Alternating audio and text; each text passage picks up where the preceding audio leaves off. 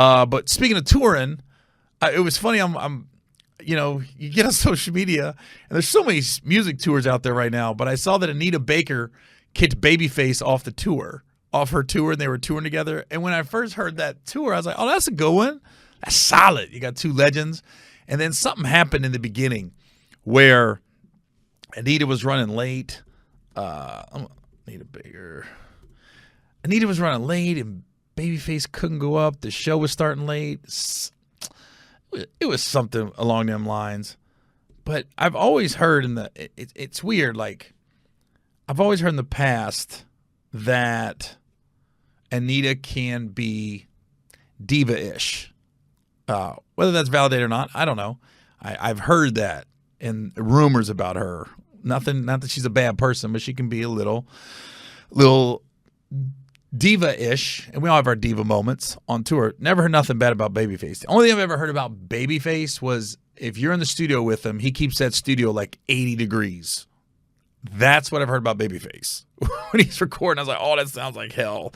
I would never want to be in studio with him. I like my dressing room and green room at about 68. When I get off stage, I'm already a little warm. I want to go to the green room. It's freezing. But the reason Anita Baker kicked him off is because his fans, I guess they tweeted some stuff to her, and she said it's verbal abuse and cyberbullying and all that stuff. And I'm just like, we're in the entertainment business. People are going to say bad things about you. I just think that's a cop-out. I think it's a cop-out. I don't know what's going on. It's definitely personal, and they found a way to get Babyface off the tour. But to say you're abused by social media, by somebody else's fans, Babyface didn't do it. He didn't tweet nothing. And maybe there's always a little bit of truth in some of the stuff. I think when you know things are false, it just doesn't bother you at all. But when there's a little bit of truth to it, that's when it hurts a little bit, and you look for reasons.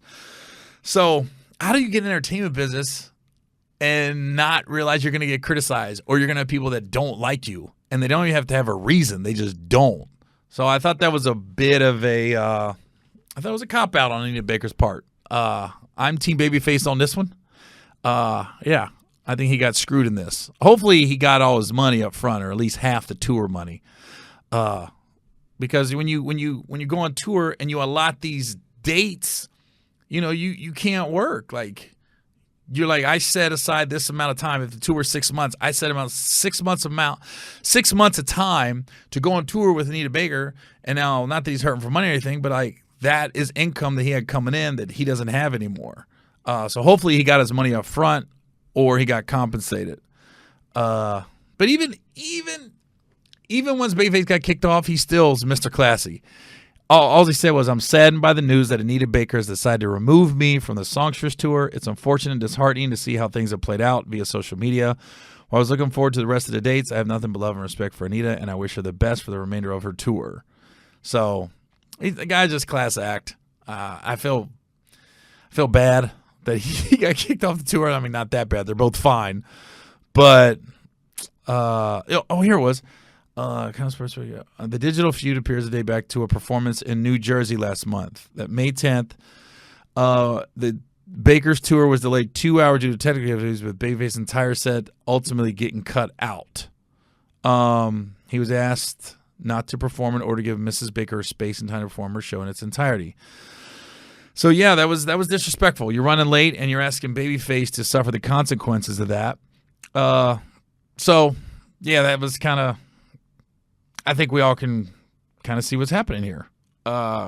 She showed up late, and Baker recently tweeted that the decision was not her call because she has no contract with her support act. She was with Babyface and not co-headline the tour, and she's actually been kind of to help expose him to my arena-sized fan base and criticize fan. Oh, yeah. Yeah, this is very diva-ish, everything I read. So, yeah, I'm Team Babyface on this one.